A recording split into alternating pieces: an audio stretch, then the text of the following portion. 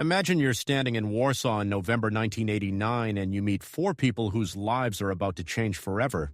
Anna Kowalska is 30 years old, working at the Richest tractor factory on the outskirts of Warsaw for 120,000 zloty per month, officially worth about $15 at the black market rate, though the government insists it's worth 10 times that. She lives in a cramped two-room apartment with her husband and two children in a gray concrete block that looks identical to 10,000 others across Poland, waiting months for a new refrigerator she ordered through her factory's allocation system because you can't just walk into a store and buy one. Piotr Nowak is 35, an engineer at the Lenin Steelworks in Krakow, earning 150,000 zloty monthly, about $20 on the black market, a supposedly privileged position in socialist Poland that requires him to stand in line for 3 hours every Saturday morning, hoping the state shop will have received a shipment of meat, while his engineering degree from Warsaw Technical University qualifies him to operate Soviet-era equipment that Western competitors replaced decades ago. Katarzyna Wiśniewska, 20 years old, just started studying economics at the University of Warsaw, receiving a state stipend of 15,000 zloty per month, $2 in reality, while living in a dormitory with four other students in a room built for two, reading Marx and Lenin in her required political economy courses, even as the entire system those books describe is collapsing around her. And Marek Kowalczyk, 45 years old, works a small farm in the countryside outside Poznan, one of the few private farmers who survived. Collectivization, because Polish communism never fully eliminated private agriculture, though he's forced to sell his grain to the state at fixed prices far below what it costs him to produce, while watching the machinery he inherited from his father break down with no spare parts available and no capital to replace it. These four people are living through the end of communist Poland, a country where GDP per capita has stagnated at around $1,700 for 2 decades, while Western Europe raced ahead to 15,000 plus, where the official exchange rate of 500 zloty per dollar masks a black market reality of 9,000 zloty per dollar, where stores have empty shelves, despite the government proclaiming full employment and price stability, where inflation officially runs at 60%, but everyone knows it's far higher because the state simply freezes prices rather than admit the currency is collapsing, where foreign debt has climbed to $40 billion, one of the highest per capita rates in the world, because the communist government borrowed from Western banks in the 1970s to import consumer goods and buy social peace rather than invest in productive capacity, where Solidarity trade union movement has just won semi-free elections in June 1989, forcing the communists to accept a non-communist prime minister for the first time since 1945, and where the Berlin Wall will fall in just a few weeks, November 9, 1989, triggering the complete collapse of the Soviet bloc. Anna, at her tractor factory, watches as orders from the Soviet Union, which bought 80% of Ursa's tractors because no one else wanted them, simply stop arriving in late 1989, the factory continuing to produce tractors that pile up in the yard with nowhere to go, management still paying everyone's salary because that's what state enterprises do. Even when they're bankrupt, the workers all understanding that something fundamental is about to change, but having no idea what. Piotr at the steelworks sees the same thing, the Lenin Steelworks designed to produce 1 million tons of steel, annually using 1950s Soviet technology, now struggling to find buyers for the low-quality steel it produces at costs triple what Western competitors charge, the factory continuing to operate at a loss covered by government subsidies, because employing 25,000 people in Krakow is considered more important than economic efficiency, Piotr himself earning his $20 monthly salary that would be $200 in West Germany for comparable work. Katarzyna at university is reading smuggled copies of Milton Friedman and Friedrich Hayek alongside her required Marx, understanding that the economic system she's supposed to be learning about is intellectually and practically bankrupt, participating in student discussions about shock therapy and privatization and Western-style capitalism that would have gotten everyone arrested just 2 years earlier, and Marek on his farm is calculating that if the government liberalizes prices as everyone expects, his grain might finally fetch a real market price instead of the pittance the state procurement agency pays, though he's also terrified that removing subsidies on fuel and fertilizer, currently sold to farmers at 20% of cost, will bankrupt him before he can adjust. September 1989 brings Tadeusz Mazowiecki as prime minister, the first non-communist leader of Poland since 1945, facing an economy in complete crisis with inflation, accelerating to 600% annually, store shelves empty because state enterprises have stopped producing, foreign debt payments consuming 90% of export earnings, the zloty essentially worthless with the black market rate now hitting 12,000 per dollar, while the official rate remains frozen at 500, and Western economists warning that Poland faces either hyperinflation and social collapse or radical reform. Mazowiecki appoints Leszek Balcerowicz, a 42-year-old economist who studied at St. John's University in New York, as finance minister and deputy prime minister with a mandate to save Poland's economy. Balcerowicz immediately assembling a team of young Polish economists trained in the West, alongside advisors from the IMF and World Bank, to design what becomes known as shock therapy, a radical plan to transition from communist central planning to market capitalism in one dramatic leap rather than gradual reform. On January 1, 1990, the Balcerowicz plan launches with 11 major reforms implemented simultaneously. The government eliminates price controls on 90% of goods immediately, allowing supply and demand to determine prices instead of bureaucrats setting them arbitrarily. The zloty is devalued massively and made convertible, with the exchange rate jumping overnight from the official 500 per dollar to 9,500 per dollar, matching the black market reality. Subsidies to state enterprises are slashed from 13% of GDP to nearly zero, meaning factories like Ursus and Lenin Steelworks must actually make profits or shut down. State monopolies on foreign trade end, allowing any company to import or export freely instead of going through government agencies. Interest rates are raised to 36% monthly to combat inflation and stabilize the currency. The budget deficit is eliminated through spending cuts and tax increases, with Poland committing to the IMF to run balanced budgets. Barriers to private business are removed, with registration procedures simplified and anyone allowed to start a company.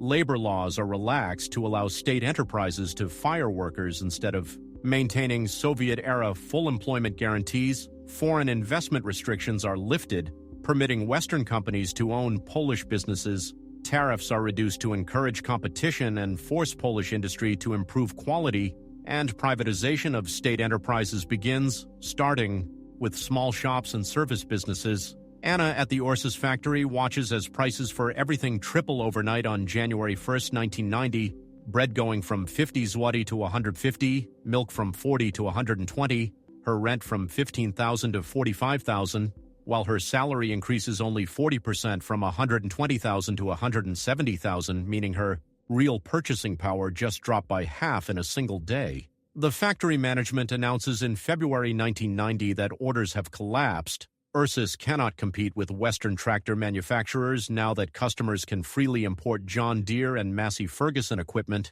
and 6,000 of the factory's 15,000 workers will be laid off by June, Anna receiving a termination notice in April 1990 at age 30 with 2 young children, her first time unemployed since finishing vocational school at 18.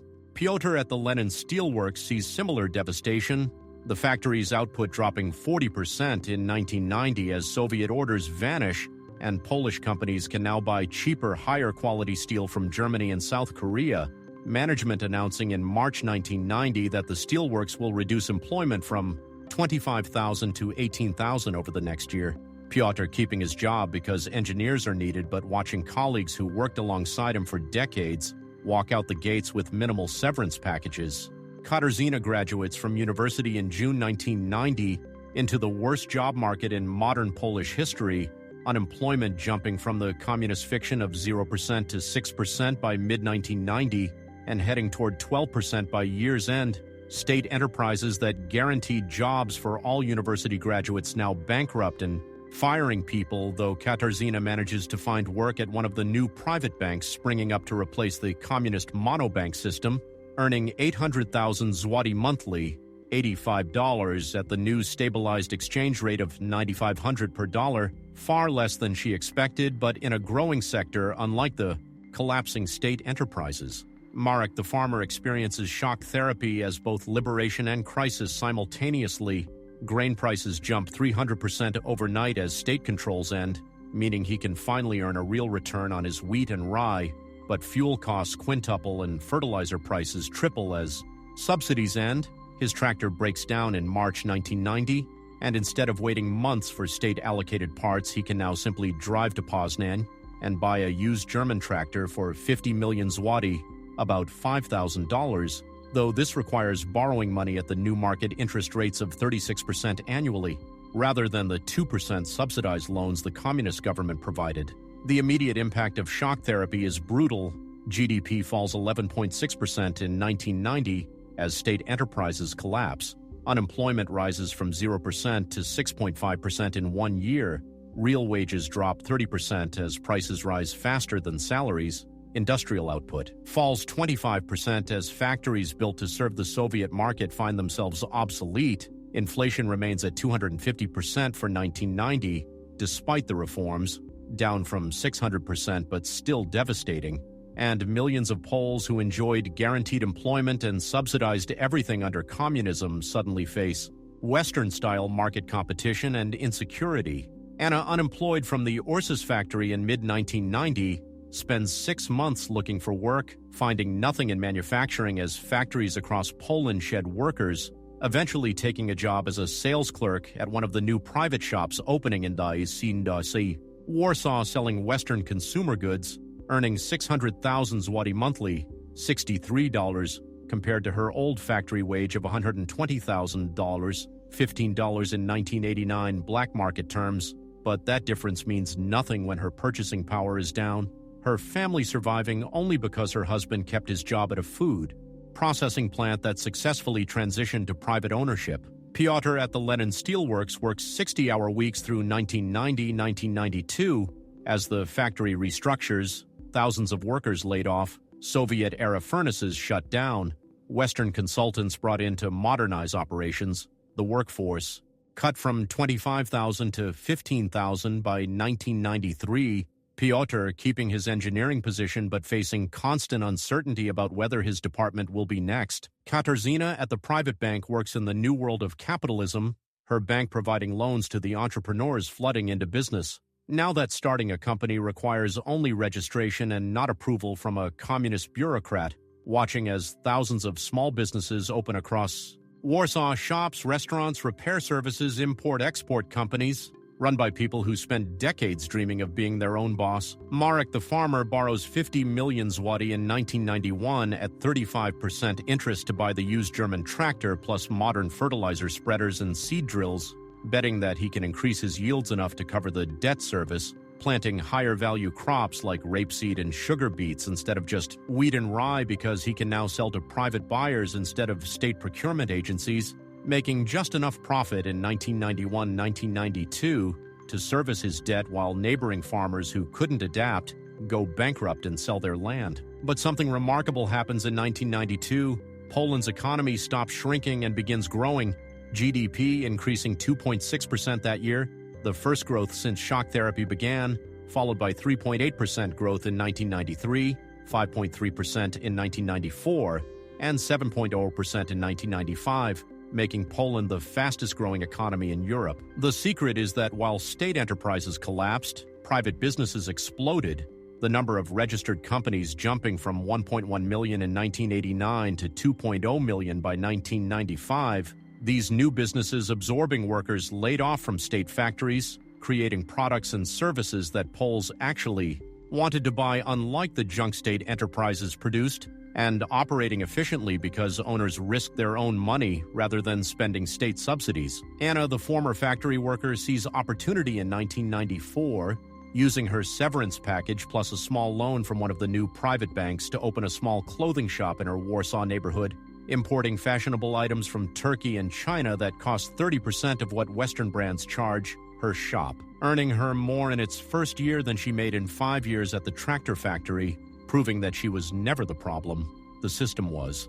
Piotr's Lenin Steelworks is privatized in 1995, sold to a consortium including Italian and German steel companies who inject capital to modernize the furnaces and rolling mills, employment falling further to 10,000 but productivity tripling as modern equipment replaces Soviet junk. Piotr's salary increasing to 2.5 million zloty monthly, $1,000 at the now stable exchange rate of 2.5 zloty per dollar, as his expertise becomes valuable in the modernized facility. Katarzyna leaves banking in 1996 to get an MBA at the Warsaw School of Economics, then joins an American consulting firm's new Warsaw office in 1998, earning 6,000 zloty monthly, 2,400, helping Western companies navigate entry into the Polish market. Her economics degree that seemed worthless in 1990 now opening doors as Poland integrates with Western Europe. Marek the farmer prospers through the mid-1990s, his investment in modern equipment paying off as yields increase 40%,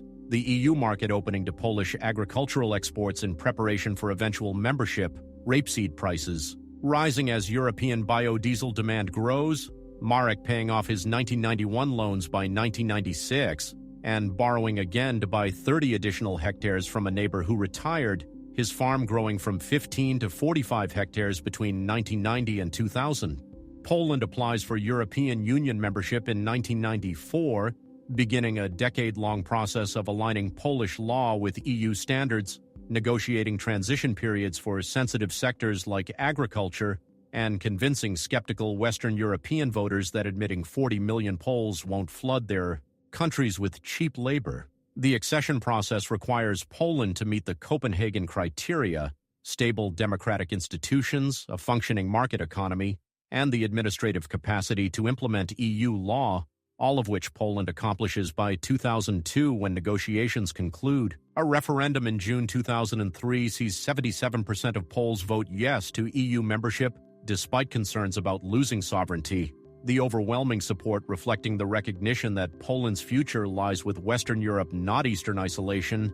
And on May 1, 2004, Poland joins the European Union alongside 7 other post-communist countries plus Cyprus and Malta.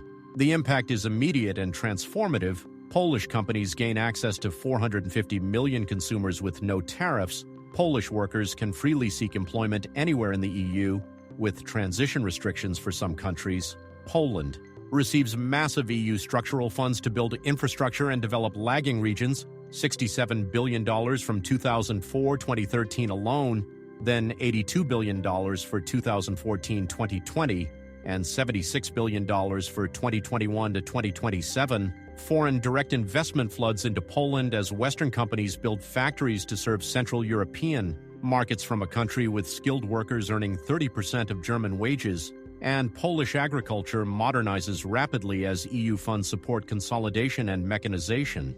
Anna's clothing shop expands in 2005-2006 as rising incomes from EU membership create consumer demand. She opens 2 additional locations in Warsaw's growing suburbs, employs 15 people by 2008, and is earning 20,000 zloty monthly, 6,700, as Polish consumers who once struggled to afford basics now buy fashionable clothes regularly. Piotr's Steelworks benefits from EU infrastructure funds financing highway construction across Poland. Demand for steel jumping as the country builds 1,600 kilometers of new motorways in 2004-2012, compared to just 400 kilometers existing in 2004. His salary reaching $8,000 zloty monthly, 2,700 by 2008, as the modernized steelworks operates at capacity. Katarzyna's consulting career flourishes. She makes partner at her firm in 2006 at age 37, advises on 500 million plus in foreign investment projects, earns $35,000 zloty monthly, $12,000, buys a house in Warsaw's upscale Wilanów district, and sends her children to private schools that didn't exist in communist Poland. Marek's farm grows to 120 hectares by 2010 as he buys out 3 more neighbors using EU agricultural subsidies and bank loans that are now affordable at 6% interest instead of 35%. He replaces his German tractor with a new John Deere combine harvester purchased with an EU modernization grant. Covering 50% of the cost, his farm's annual revenue exceeds 1.2 million zloty, $400,000, by 2012 compared to maybe 50 million old zloty, $5,000,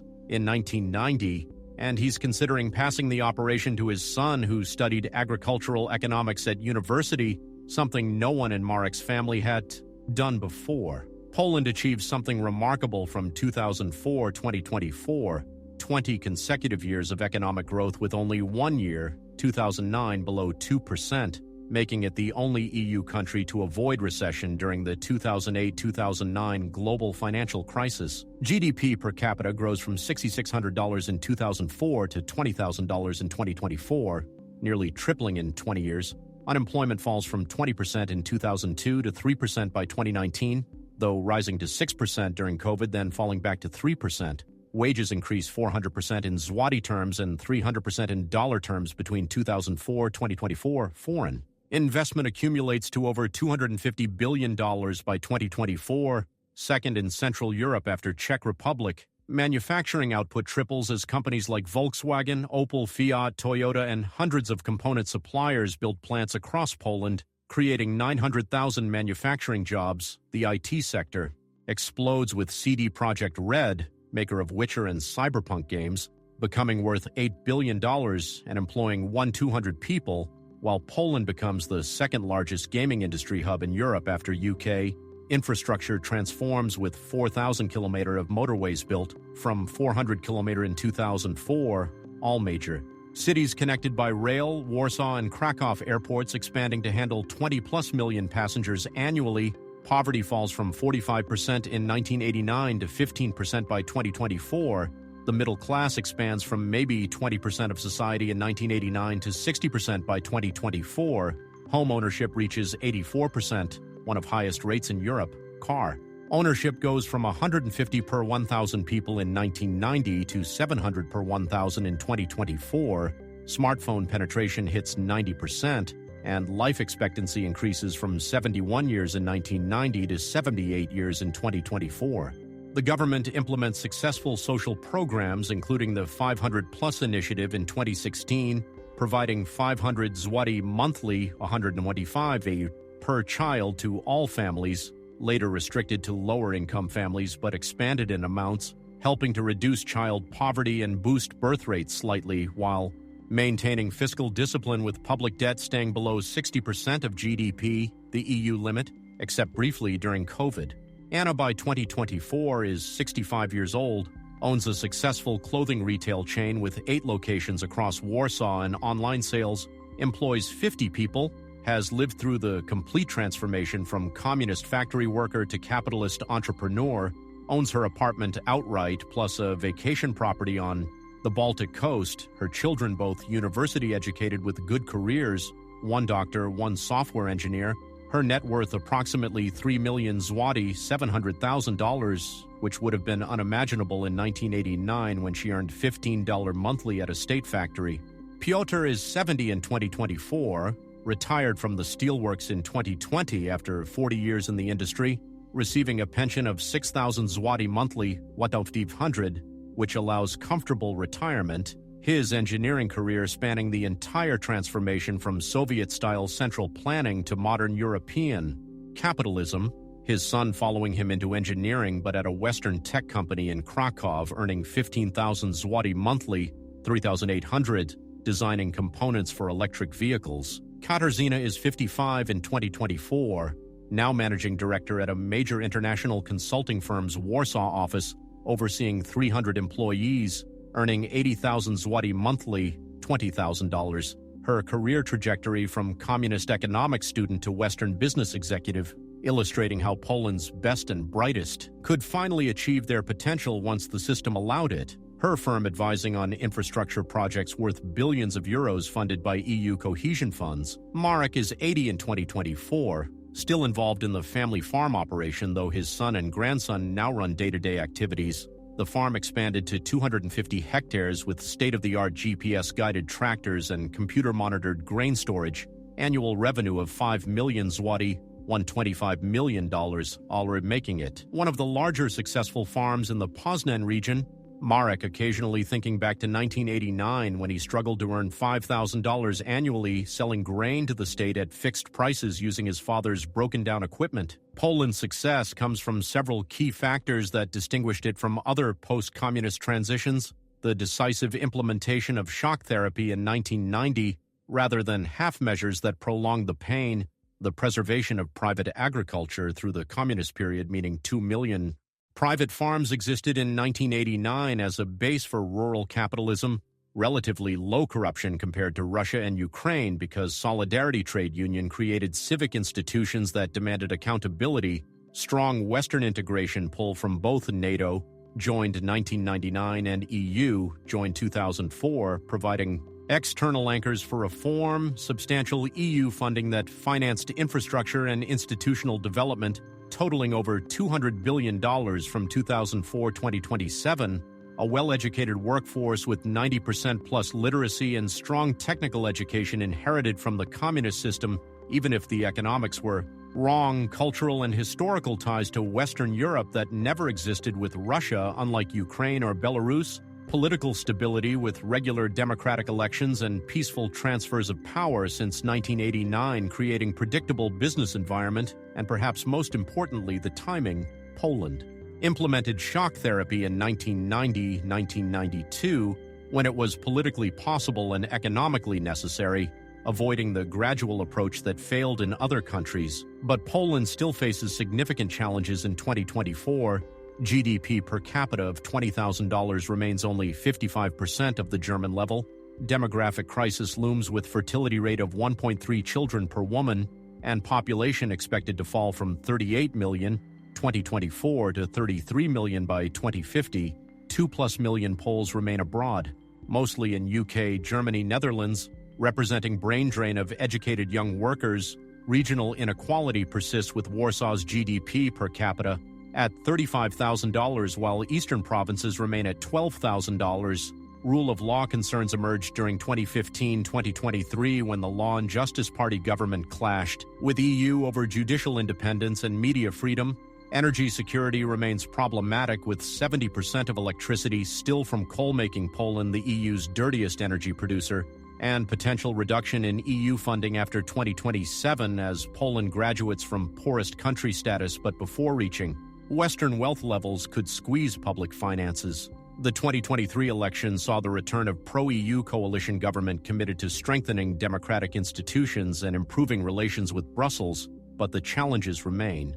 Looking forward from 2025 to 2040, Poland's trajectory depends on several critical choices and external factors.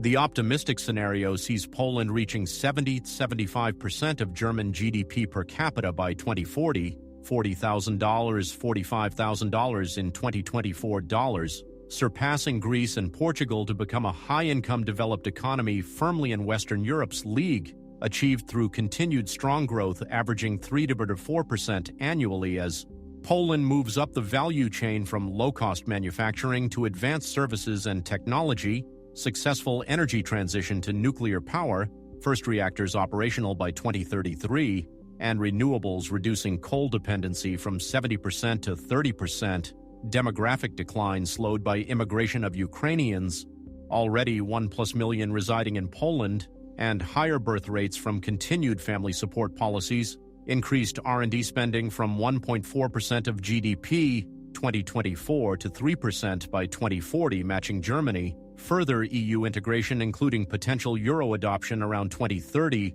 providing currency stability and lower interest rates, Warsaw solidifying position as major Central European financial and business hub rivaling Vienna and Prague, and continuing infrastructure investment in high-speed rail and digital connectivity. In this scenario, Anna's grandchildren, third generation since 1989, enjoy living standards equivalent to Western Europe, working in modern industries that didn't exist when she toiled in the tractor factory, her entrepreneurial success story replicated by hundreds of thousands of Polish small business owners who seized opportunities after 1989. Katarzyna-level professionals become norm rather than exception as Poland's education system, already strong in international rankings, produces world-class talent in technology, engineering, and services, competing directly with Germany and France rather than offering cheap labor. Polish companies become European champions in specialized sectors, gaming, already happening with CD Projekt, renewable energy equipment, food processing, logistics services, rather than just assembling products designed elsewhere. The middle scenario shows more modest progress. Poland reaches 65% of German GDP per capita by 2040, $35,000, representing solid advancement but falling short of full convergence. Growth slows to 2-3% annually, as low-hanging fruit from convergence exhausted and productivity growth requires harder. Institutional reforms, energy transition proceeds slower due to political opposition to nuclear power and coal lobby influence. Demographic decline accelerates as young Poles continue emigrating to higher-wage Western countries. Despite government efforts, EU funding decreases after 2027, requiring Poland to finance more development from domestic resources, and regional inequality persists with eastern provinces lagging. In this scenario, Poland remains firmly in the second tier of European economies, better than Balkans, equal to Greece, Portugal, but still below Western Europe. ANA-level entrepreneurial success stories continue, but Katarzyna-level high-income professional careers remain concentrated in Warsaw, Krakow, Wrocław rather than spreading nationwide. Manufacturing stays important, but Poland struggles to move up value chain against German, French, Italian competition. The fourth generation since 1989 enjoys living standards their great-grandparents couldn't imagine but still feels relatively deprived watching Western European prosperity on social media. The pessimistic scenario involves serious setbacks. Growth slows to 1 to 2% annually as demographic decline worsens. Poland's population falls to 35 million by 2040, with median age increasing from 42 to 48, creating fiscal strain as fewer workers support more retirees. Political instability returns. If populist parties win elections and clash with EU over rule of law, leading to frozen EU funds and potential sanctions, energy costs remain high due to continued coal dependency and carbon taxes imposed by EU. Productivity growth stalls. Because of inadequate R&D investment and brain drain of best talent to Western Europe, regional inequality worsens as eastern provinces depopulate while Warsaw becomes overcrowded, and external shocks like Russian aggression or renewed Eurozone crisis hit Poland's export-dependent economy.